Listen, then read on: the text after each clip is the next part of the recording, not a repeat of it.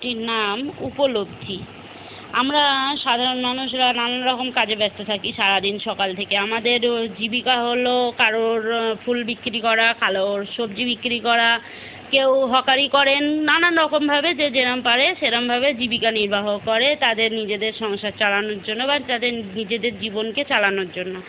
তো সেই জিনিস নিয়ে একটি ছোট্ট ছড়া গল্প তোমাদের শোনাচ্ছি।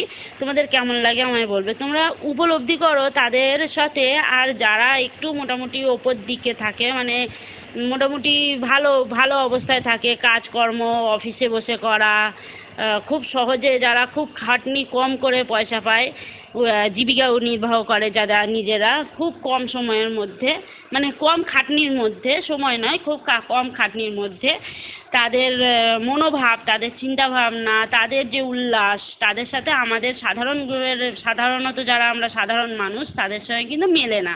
তো তাদের মনোভাব কিন্তু এটাই থাকে আর আমাদের সাধারণ মানুষের মনোভাব আলাদা থাকে। এখানে উপলব্ধি ছড়াটার নাম। তা উপলব্ধি করো তোমরা, কেমন লাগে তোমাদের, তোমরা আমায় কমেন্ট করে জানাবে। যে ফুল দিয়ে পুজো হয়, ঘর সাজানো হয়, সেই ফুল মাথায় নিয়ে ভোরের ট্রেনে হাওড়া পৌঁছে মাথায় নিয়ে ছুটে ছুটে হাওড়া ব্রিজ পেরিয়ে বিক্রি করেন যারা, তাদের জিজ্ঞাসা করুন ভালো করে যোগব্যায়াম করেছো, প্রাণায়াম করেছো? রাতের ট্রেনে অবিক্রিত সবজি নিয়ে বসে বিক্রেতা বলুন ধ্যানে মগ্ন হও, ঈশ্বর তোমার মঙ্গল করবেন। যারা টাকা পয়সা দিয়ে নিয়ে শিক্ষকতা চাকরি নিল, তাদের বাড়িতে গিয়ে শ্যামা সঙ্গীত শুনিয়ে আসুন আমি সখ্যাত সলিলে। দার্জিলিংয়ে না খেতে পাওয়া শ্রমিককে বলুন গান শুনেছ, আজ সঙ্গীত দিবস আসন করেছ, আজ যোগা দিবস। ইট ভাটায় ইট বওয়া, চায়ের দোকানে এঁঠো গ্লাস ধোয়া শিশু শ্রমিককে বলুন বাবু সোনা জানো তো আজ ড্যাডি দিবস।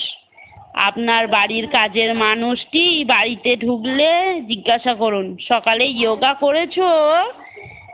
নাও গান শুনতে শুনতে একটু ফলের রস খেয়ে নাও।